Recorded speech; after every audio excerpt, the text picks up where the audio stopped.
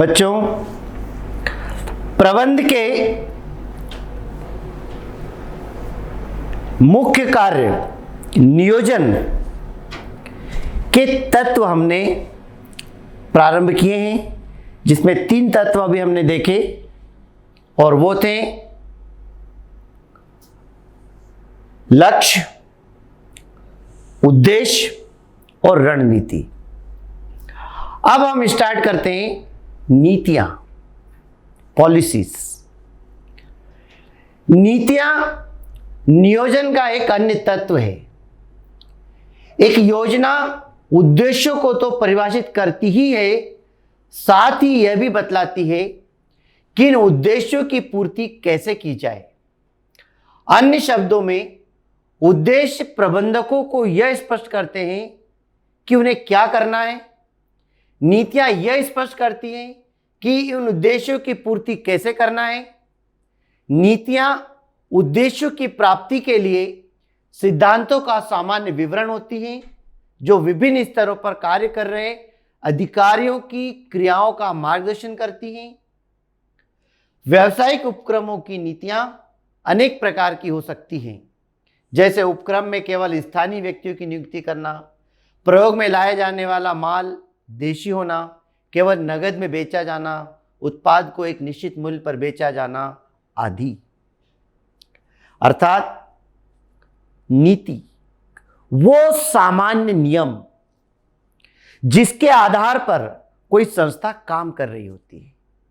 नीति नियोजन का एक अन्य तत्व है जो योजना और उद्देश्यों को तो परिभाषित करती ही है, परंतु वो सामान्य नियम जो किसी संगठन के द्वारा बनाए जाते हैं, जिनका पालन सभी को सामान्यतः करना पड़ता है, और हर व्यक्ति को संस्था की नीति के बारे में पहले से ज्ञान होता है, इसको पहले से बता दिया जाता है। इसे बोलते हैं हम नीतियां, पॉलिसी। सामान्य सिद्धांत, जैसे मान लीजिए पॉलिसी है संस्था की, एक पॉलिसी बना रखी उन्होंने कि वो हमेशा नगद माल बेचती है, ये संस्था की नीति हो गई। इसके अलावा मान लीजिए कि स्थानीय व्यक्तियों की नियुक्ति करना, मतलब हमारे यहाँ जब काम करने वाले कर्मचारी हैं तो हमने एक पॉलिसी बना रखी है कि मान लीजिए शहर के बाहर का या एमपी के बाहर के किसी व्यक्ति को हम यहाँ पर नौकरी पे नहीं रखते। एक उदाहरण बता रहा हूं मैं आपको कि नीतियां वो सामान्य नियम जो संस्था द्वारा बनाए जाते हैं, वो सिद्धांत होते हैं जिनको की पालन किया जाता है, जिनके आधार पर कार्य करना होता है। उसी को हम बोलते हैं सामान्य सिद्धांत, सामान्य नियम, जिसका पालन करना हर संस्था के लिए आवश्यक होता है।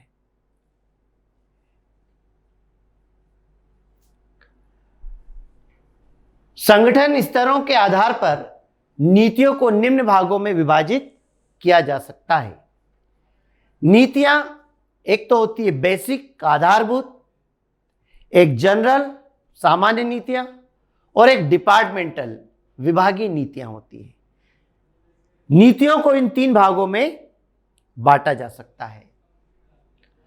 आधारभूत नीतियों का प्रयोग सामान्यतः उच्च प्रबंधकों द्वारा किया जाता है। बेसिक पॉलिसी जो किसी भी संस्था के लिए आवश्यक होती है। आधारभूत महत्वपूर्ण निर्णय, जो भी पॉलिसियां बड़ी बड़ी बनाई जाती है वो टॉप लेवल के अधिकारी द्वारा बनाई जाती है, उसको बोलते हैं आधारभूत नीतियां। एडमिनिस्ट्रेशन 3 लेवल होते हैं प्रबंध के, उच्च स्तर, मध्य स्तर और निम्न स्तरीय। तो ये आधारभूत नीतियां जो बनाता है वो टॉप लेवल के ऑफिसर्स बनाते हैं। तो आधारभूत नीतियां वो होती हैं जो उच्च स्तरीय प्रबंधकों द्वारा प्रयोग में लाई जाती हैं या बनाई जाती हैं। ये नीतियां संगठन की प्रत्येक इकाई को प्रभावित करती हैं और विस्तृत होने के साथ साथ पर्याप्त और महत्वपूर्ण भी होती हैं, क्योंकि ये बनाई जाती है उच्च स्तर के अधिकारियों द्वारा। पूरी संस्था और संगठन के लिए अत्यंत आवश्यक और महत्वपूर्ण होती है, जिसमें मुख्य आधार छिपा होता है। संस्था की सफलता और असफलता उस पर निर्भर करती है, इसलिए आधारभूत नीति इसकी मुख्य होती है। जैसे मान लीजिए ग्राहकों की संतुष्टि या ग्राहकों के हितों को ध्यान में रखा जाना एक आधारभूत नीति है। एक बेसिक फंडामेंटल पॉलिसीज कि हमारे कस्टमर जो आ रहे हैं, कस्टमर सेटिस्फाई होना चाहिए, संतुष्ट होना चाहिए। ग्राहक हमारे व्यापार व्यवसाय की आत्मा है, इसलिए मुख्य आधारभूत पॉलिसी बनाई जाती है कि ग्राहकों की रुचियों को ध्यान में रखा जाए और ग्राहकों के आधार पर काम किया जाए। इसलिए कि आधारभूत नीति, ऐसे कई प्रकार की आधारभूत नीतियां उच्च स्तर के प्रबंधकों द्वारा बनाई जाती है। सामान्य नीतियां मध्य स्तरीय प्रबंधकों द्वारा बनाई जाती है और उन्हीं के द्वारा लागू की जाती हैं। ये नीतियां विशिष्ट प्रकार की होती हैं और इनका क्षेत्र भी सीमित होता है। तो सामान्य नीतियां मध्य स्तरीय प्रबंध के द्वारा बनाई जाती है। मध्य स्तरीय मतलब मिडिल लेवल मैनेजमेंट, जिसमें प्रबंध आता है। उच्च प्रशासन नीतियां बनाता है, उनको लागू कौन करवाता है?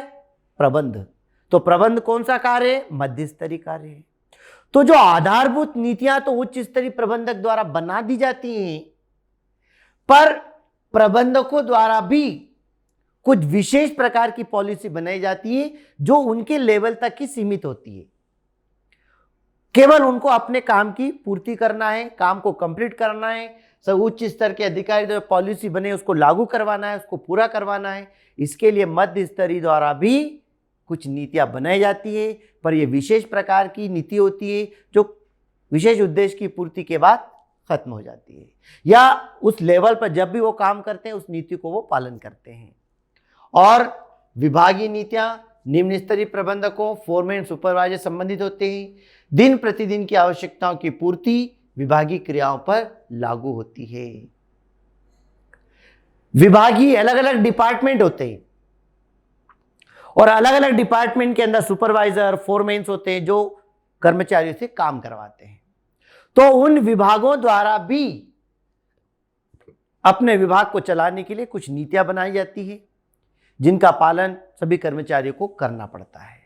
तो ये निम्न स्तरीय काम होता है और ये जो नीतियां बनाई जाती है जिनके आधार पर दिन प्रतिदिन जो भी क्रियाएं होती है उनको कंप्लीट कराने के लिए इन नीतियों का प्रयोग किया जाता है। नीतियां वो सामान्य नियम होते हैं जो मार्गदर्शन करते हैं। जैसे उच्च स्तर के अधिकारियों ने जो नीति बनाई है, पॉलिसी बनाई है, वो पॉलिसियां उच्च स्तर के अधिकारियों का ही मार्गदर्शन करेंगी कि किस तरीके से ग्राहक संतुष्ट हो, किस तरीके से संस्था की सफलता हो, किस तरीके से हमारा व्यापार प्रगति करे। ऐसे विशेष महत्वपूर्ण जो नीतियां होती है वो बनाता है टॉप लेवल और वो उनका मार्गदर्शन करती है। उसी प्रकार जो मध्य स्तरीय लेवल होता है, मध्य स्तरीय लेवल के जो प्रबंधक होते हैं वो अपना काम कर रहे होते हैं और उन्हें भी अपना काम करने के लिए एक विशेष प्रकार की नीति बनाना होती है और उसी के आधार पर काम होता है। और दिन प्रतिदिन के रोज के कार्यों की आवश्यकताओं की पूर्ति के लिए अलग अलग विभाग द्वारा भी सामान्य नीति बनाई जाती है जो उस स्तर पर, उस लेवल तक काम को पूरा करवाती हैं।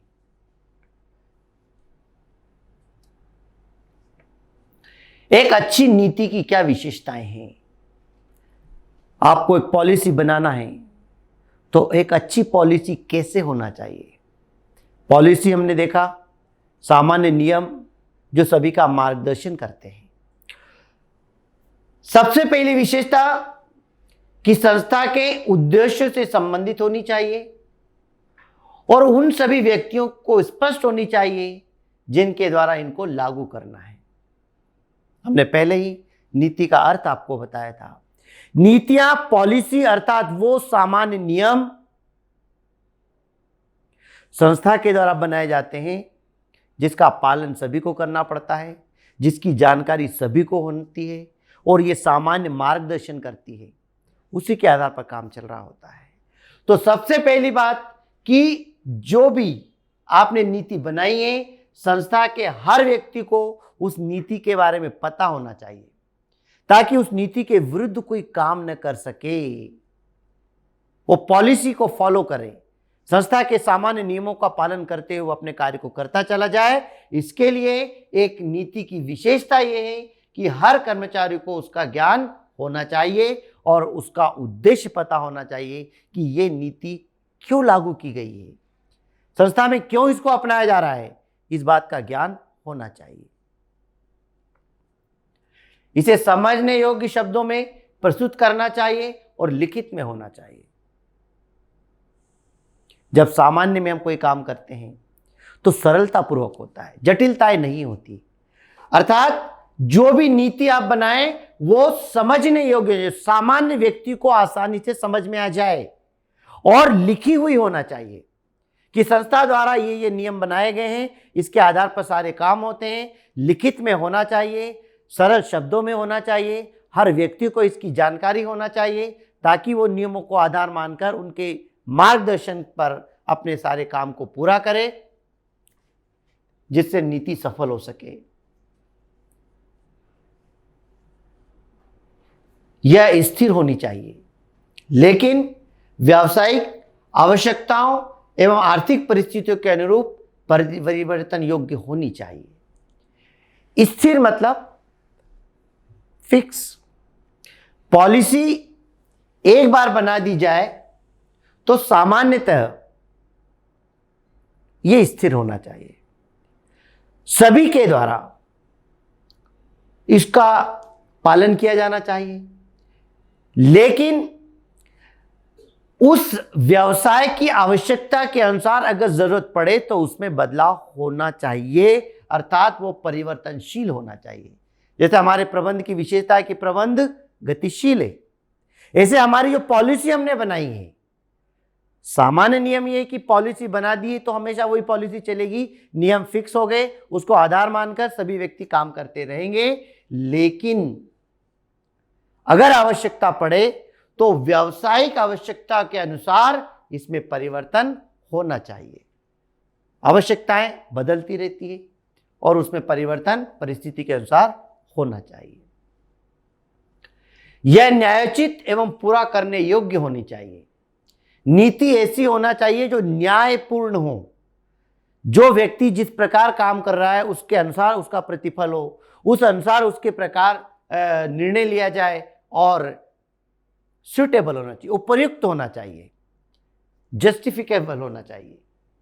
जो व्यक्ति इसे लागू करने के लिए उत्तरदायी है उन्हें स्वतंत्रता होना चाहिए, अर्थात जिस व्यक्ति द्वारा नीतियों को लागू किया जा रहा है, नीतियों का पालन जिसके द्वारा करवाया जा रहा है, उस व्यक्ति को यह स्वतंत्रता होना चाहिए कि वह अपने आवश्यकता अनुसार कहां किस क्षेत्र में वो नीति लागू होगी उसको वहां पर फिक्स करें। तो जो नीतियों को अपनाना है या लागू करवा रहा है व्यक्ति, उसको स्वतंत्रता होना चाहिए कि वो नीतियों को कहां पर लागू करवाए। एक कंपनी के आर्थिक, राजनीतिक, सामाजिक वातावरण के अनुरूप होना चाहिए। नीति कैसी होना चाहिए? जो कंपनी के आर्थिक परिवेश का वर्णन करे, उसके राजनीतिक और उसके सामाजिक वातावरण के आधार पर नीति बनानी चाहिए कि किस प्रकार कंपनी की वित्तीय स्थिति है, किस प्रकार उसकी आर्थिक स्थिति व्यापार में सुदृढ़ है या नहीं है, राजनीतिक कारण किस प्रकार उसके राजनीतिक तत्व उसको प्रभावित कर रहे होते हैं, और किस प्रकार समाज का उस पर असर पड़ेगा। तो एक अच्छी नीति वो होती है जो आर्थिक, राजनीतिक और सामाजिक वातावरण के अनुरूप बनाई जाए, अर्थात उस नीति के अनुसार हमारी आर्थिक स्थिति भी मजबूत हो, राजनीतिक कारण जो भी होंगे, जो कानूनन नियम हमारी संस्था पर लागू हो रहे होंगे, उनका भी पालन हो जाए, और सामाजिक वातावरण के अनुरूप समाज की आवश्यकताओं को भी हम पूरी कर सकें।